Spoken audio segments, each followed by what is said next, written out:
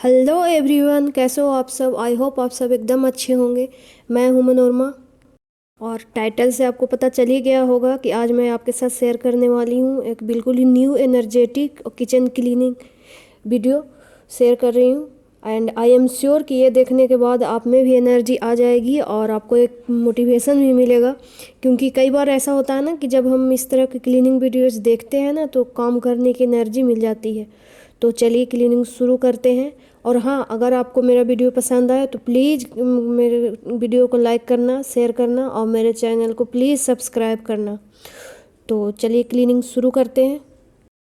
तो जैसा कि आप देख पा रहे हो, सुबह सुबह मेरे किचन की कंडीशन भी इसी तरह की होती है। क्योंकि सुबह में ना थोड़ी जल्दी होती है, क्योंकि सुबह में मेरे हस्बैंड को 9 बजे, सुबह में करीब 9 बजे तक ऑफिस जाना होता है। तो सबसे पहले मेरी प्रायोरिटी होती है कि मैं पहले सुबह का ब्रेकफास्ट बना लूँ, उसके साथ काम करूँ। क्योंकि साथ साथ में ना क्लीनिंग नहीं हो पाती है। पहले मैं खाना बना लेती हूँ सुबह का, उसके बाद फिर मैं अपना डेली क्लीनिंग रूटीन शुरू करती हूँ। और मेरा डेली का क्लीनिंग रूटीन ऑलमोस्ट सेम ही रहती है और इसमें लगभग 50 मिनट लग जाता है। तो क्लीनिंग की शुरुआत में सबसे पहले मैं अपना प्लेटफॉर्म जो भी है उसे साफ़ करती हूँ। क्योंकि अगर प्लेटफॉर्म भरा भरा रहता है ना तो फिर मज़ा नहीं आता सफाई करने में। सबसे पहले मैं जितने भी खाली बर्तन होते हैं उसे मैं सिंक में डालती हूँ। जो भी सब्जी वगैरह बनाती हूँ उसको अलग बोल में डाल के फ्रिज वगैरह में रखती हूँ। उसके बाद आप देख पा रहे हो कि सब सारे बर्तन मैंने सिंक में डाल दिए। अब मैं इसे धो रही हूँ। और मैं एक साथ सारे बर्तन सिंक में नहीं डालती हूँ, क्योंकि ना उतनी जगह नहीं होती है सिंक में, क्योंकि सिंक छोटा है। तो मैं 2 पार्ट में बर्तन साफ़ करती हूँ। एक बार छोटे बर्तनों को साफ़ करके उसे धुल लेती हूँ, और जहाँ उसकी जगह है तो बर्तन वाले रैक में पहले बर्तन लगा लेती हूँ, कुछ ड्रॉर में डालती हूँ।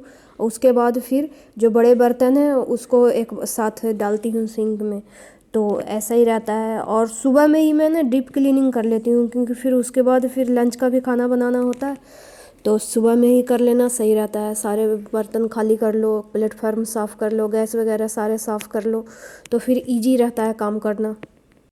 तो यहाँ पे मैंने सारे बर्तन एक बार मांज लिए हैं। अब मैं सारों को धुल के और प्लेटफॉर्म में रखते जा रही हूँ। क्योंकि थोड़ा इसमें मेरा आदत है ना कि मैं थोड़ा उल्टा काम करती हूँ। जैसे कई लोग होते हैं कि सिंक में बर्तन मांजते हैं और ऊपर रखते हैं, पर मैं सारे ऊपर रख के मांजती हूँ और उसके बाद सिंक में डालती हूँ। तो ये मेरा थोड़ा आदत है।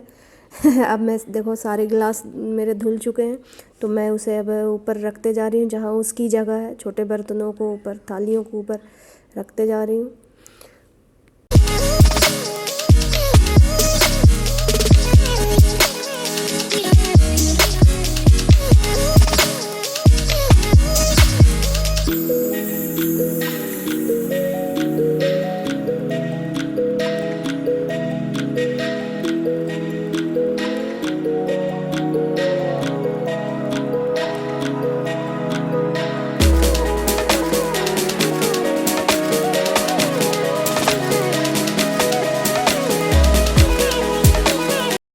अब मैं यहाँ पे जितने भी छोटे कलछी वगैरह हैं वो मैं सारे धुल के और ड्रॉर में रख दे रही हूँ। दूध के बर्तन वगैरह जितने पैन हैं, छोटे मोटे चम्मच, वो सारे मैं उसकी जगह पे रख दे रही हूँ। अब इसके बाद मैं सारे बड़े बर्तनों को धुलूँगी।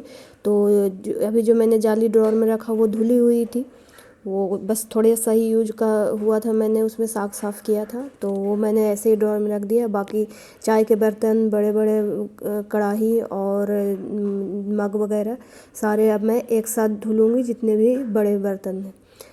तो और ये किचन क्लीनिंग का भी ना एक तरह से फ्रेंड्स से समझ लो कि बहुत बड़ा टास्क होता है हम हाउसवाइफ्स के लिए। क्योंकि अगर ये समय पे ना करो ना तो फिर पूरा दिन ऐसे ख़राब ही जाता है। और समय पे अगर किचन साफ़ कर लो तो फिर समझ लो कि आधा काम निपट जाता है। तो अभी मैं बड़े बर्तनों में से जितने भी कूड़ा है, मतलब चाय पत्ती वगैरह, उसका जो भी थोड़ा बहुत जूठन है, तो मैं उसे नीचे एक डस्टबिन रखती हूँ सिंक एरिया में, तो उसमें मैं डालते जा रही हूँ। नहीं तो ना फिर सारे जाली में जाके सिंक में चॉप हो जाते हैं, फिर बाद में बहुत ज़्यादा मुश्किल पड़ती है।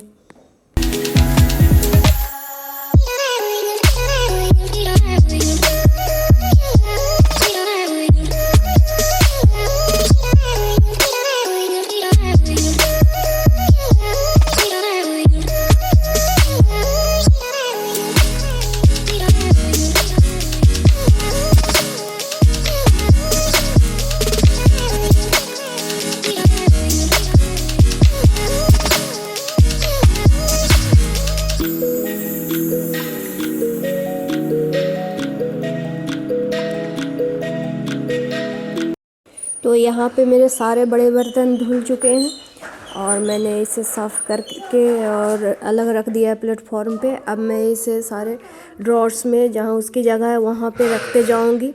तो अभी आप सोच रहे होंगे कि मैंने पानी तो इसमें से निकाला नहीं और गीले को ही रख रही हूँ। तो फ्रेंड्स, ये जो मेरा ड्रॉर है ना, वो उसका स्टेनलेस स्टील जो है उसमें जंग नहीं लगता है। मतलब मैंने ऐसा बोल के ही बनवाया था।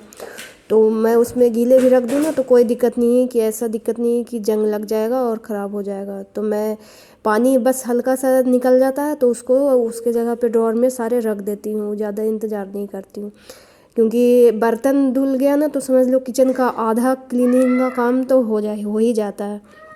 तो इसके बाद अब मैं करूँगी गैस की सफाई। और ये जो कुकर है उसमें मेरे रात के चावल थे तो उसमें उसको फ्राई करने के लिए मैंने रखा हुआ है। उसको अभी नहीं धुलूँगी, उसी में मैं फ्राई करूँगी। और इधर मैं दूध अपना डाल ले रही हूँ फ्रिज में। और फिर गैस के बर्नर वगैरह अब मैं इसमें से निकाल के और डाल दूँगी सिंक में। क्योंकि ना खाना बनाते समय सबसे ज़्यादा तो बर्नर पे ही जूठन वगैरह गिरता है तो सबसे ज़्यादा गंदा हो जाता है। तो अब मैं करूँगी गैस की सफाई। तो कल मैंने सर्फ से अच्छे से गैस को धुला था, तो आज मैं सिर्फ गीले कपड़े से ही पोछा मार ले रही हूँ उसमें। क्योंकि डेली सफाई करो ना तो ज़्यादा गंदगी नहीं होती है। ये अगर आप रुक जाओ और ज़्यादा दिन पे करो तो फिर तेल सा जम जाता है। और अभी मैंने अपनी किचन में चिमनी नहीं लगाई है दोस्तों, क्योंकि अभी हाल फिलहाल में ही मैंने किचन बनवाया था तो थोड़ा बजट का प्रॉब्लम था। तो अभी मैं रुक के थोड़ा चिमनी लगवाऊंगी। तो ये जो आप सामने खिड़की देख रहे हो उसी से जितनी भी इसकी छौक वॉक का जो भी धुआं होता है वो निकल जाता है बाहर के तरफ से। शीशे वाला मैं लॉक खोल देती हूँ तो सारा धुआं निकल जाता है, ऐसा कोई दिक्कत नहीं होती है। तो ये जो खिड़की देख रहे हो आप, उसको भी मैंने लगे हाथ साफ़ कर दिया, क्योंकि इसमें भी चिकनाई काफ़ी ज़्यादा जम जाती है अगर उसको लगे हाथ साफ़ नहीं करो तो ये खिड़की से थोड़ा रोशनी आ रहा होगा तो प्लीज़ उसे इग्नोर करना। और अब मैं अपने प्लेटफॉर्म को साफ़ कर ले रही हूँ। वहाँ पे मैंने अपना गर्म पानी का केतली रखा है, तेल वगैरह का जो डब्बे वगैरह हैं सारे हटा हटा के अब मैं साफ़ कर ले रही हूँ, चम्मच के जो भी डब्बे हैं। और यहाँ पे आटा वाटा जब थोड़ा गिरा होता है तो उसे भी मैं अच्छे से बिल्कुल क्लीन कर ले रही हूँ। क्योंकि मैं स्लैब पे ही ना, ये जो काउंटर है उसी पे मैं रोटी अपना बेलती हूँ। मैं चकले का इस्तेमाल नहीं करती हूँ क्योंकि ये ग्रेनाइट का है ना तो इस पर अच्छे से बेल जाता है। और अगर चकला रखती हूँ तो वो ना आगे पीछे खिसकते रहता है, फिर मुझे रोटी बनाने में बहुत ज़्यादा ही प्रॉब्लम आती है। तो मैं बस ऐसे ही करती हूँ। और अब मैं अच्छे से बिल्कुल साफ़ कर ले रही हूँ प्लेटफॉर्म। आप देख सकते हो कि कितना चमक गया है बिल्कुल।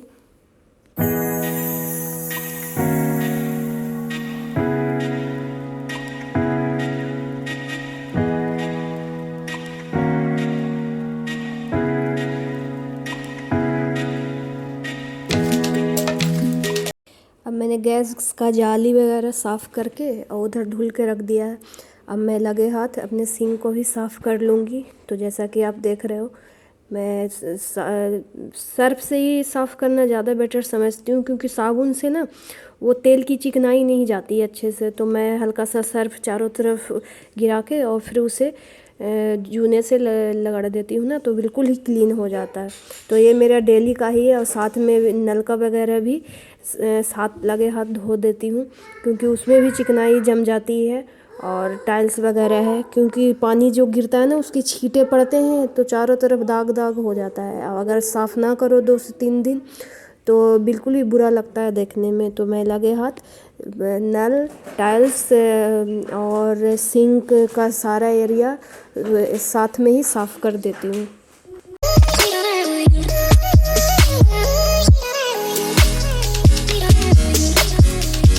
तो अभी आप देख सकते हो मैंने गैस का जाली वगैरह उसके जगह पे सेट कर दिया है। तो अब किचन देखो कितना साफ़ सुथरा, कितना प्यारा लग रहा है देखने में। और सारे ड्रॉर्स में उसके चिमटी कलछी वगैरह सारे मैंने उसकी जगह पे रख दिए हैं। अब मैं करूँगी नीचे की तरफ की सफाई, क्योंकि ये जो नीचे का मोटा एरिया है ना ग्रेनाइट का, उसके नीचे भी काफ़ी ज़्यादा गंदगी जम जाती है। तो पहले मैं उसे साफ़ करूँगी, उसके बाद सारे ड्रॉर्स के नीचे लगे हाथ गीले कपड़े से ही साफ़ कर देती हूँ। क्योंकि डेली अगर करो ना तो बहुत ही अच्छा है। ये माइका बहुत जल्दी ही गंदा होता है। हफ्ते में, वैसे तो मैं हफ्ते में एक बार कॉलिन से साफ़ करती हूँ क्योंकि उससे ज़्यादा अच्छा साफ़ होता है। और फिर डेली सिर्फ गीले कपड़े से ही हल्का हल्का जो दाग, मतलब जब आप ड्रॉर खोलते हो ना तो वो जो हैंडल है उस पे गंदगी चिपक जाती है, तो उसके लिए मैं डेली ही लगे हाथ गीले कपड़े से साफ़ कर देती हूँ प्लेटफॉर्म साफ़ करने के बाद। तो उसके बाद बिल्कुल ही अच्छा हो जाता है, ज़्यादा गंदगी नहीं जमती है। और उसके बाद मैं ऊपर वाले ड्रॉर्स पे भी अच्छे से साफ़ कर दे दूँगी।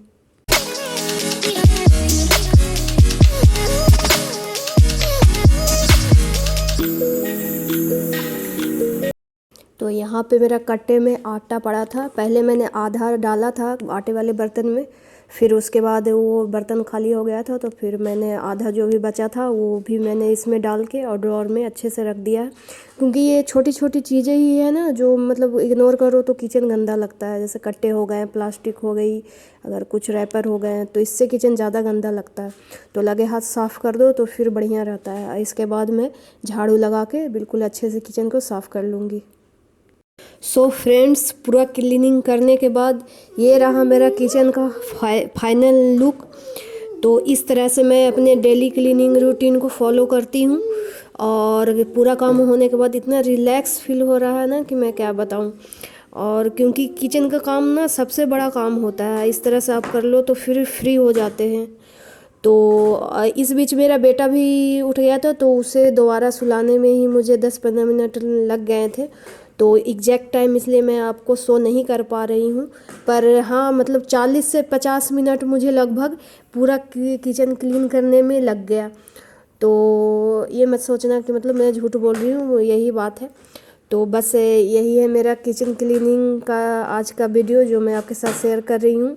अगर आपको ज़रा सा भी मेरा वीडियो पसंद आया हो तो प्लीज़ मेरे वीडियो को लाइक करना, मेरे चैनल मनु माही ब्लॉग्स को सब्सक्राइब करना और please friends subscribe my channel, क्योंकि यार